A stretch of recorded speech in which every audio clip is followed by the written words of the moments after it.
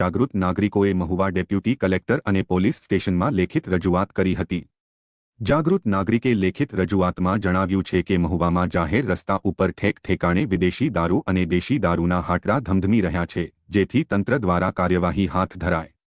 Mahuva deputy collector અને મહુવા પોલીસમાં કરેલી લેખિત રજૂઆતમાં જાગૃત નાગરિકે દારૂના વ્યવસાય કરનારાઓને કોઈનો ડર ન હોય તેમ પણ જણાવ્યું છે। લઠ્ઠાકાંડ સર્જાય તે પહેલા પગલાં ભરવા વિનંતી કરી છે। જો કે સ્થાનિક તંત્રને અગાઉ પણ રજૂઆત કરવામાં આવી હોવા છતાં કોઈ કાર્યવાહી કરવામાં આવી નથી।